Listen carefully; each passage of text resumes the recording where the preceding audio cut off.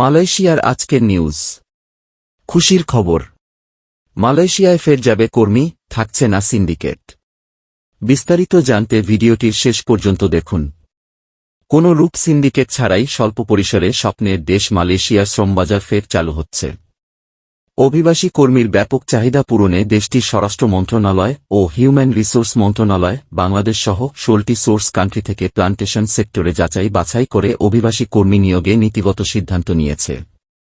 আগামী 9 মাসের মধ্যে প্লান্টেশন খাতে প্রায় 60,000 অভিবাসী কর্মী নিয়োগ দেবে দেশটির সরকার। এসব অভিবাসী কর্মীরা দেশটির হিউম্যান রিসোর্স শ্রম মন্ত্রণালয়ের শ্রম আইন অনুযায়ী বেতন ভাতা ও সুযোগ সুবিধা লাভ করবে। স্বল্প অভিবাসন ব্যয়ে দ্রুত প্লান্টেশন খাতে কর্মীর যোগান দিতে পারলে বাংলাদেশের সুনাম বাড়বে এবং অন্যান্য সেক্টরেও কর্মী নিয়োগের সুযোগ সৃষ্টি হবে।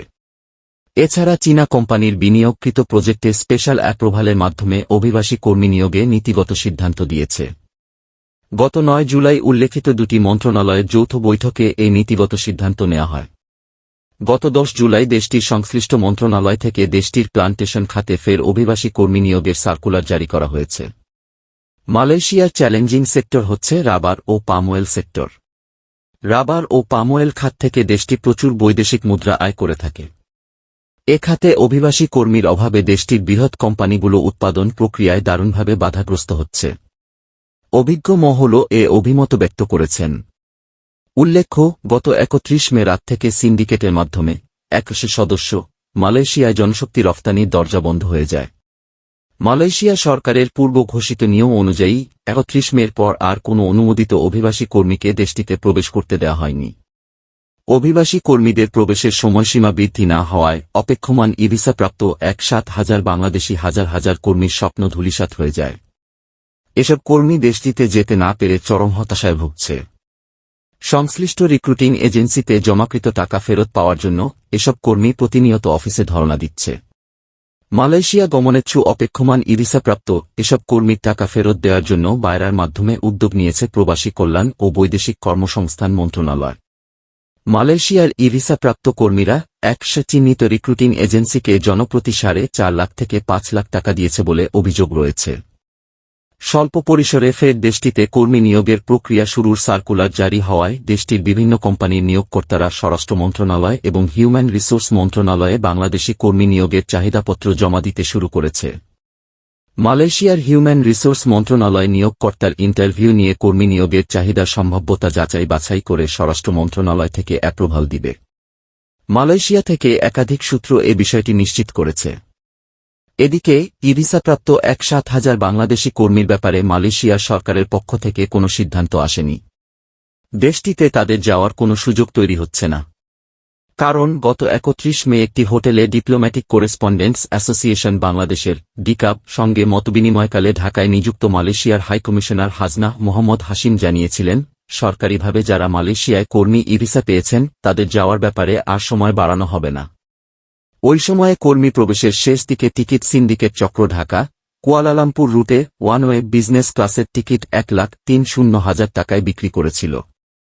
মালয়েশিয়ার কুয়ালালামপুর থেকে গতকাল এস&টি গ্রুপের নির্বাহী পরিচালক ও প্রবাসী ব্যবসায়ী শহীদুল ইসলাম বাবুল জানান, মালয়েশিয়ার চ্যালেঞ্জিং খাত রাবার ও পাম অয়েল সেক্টর থেকে দেশটি প্রতি বছর প্রচুর পরিমাণ বৈদেশিক মুদ্রা আয় করে।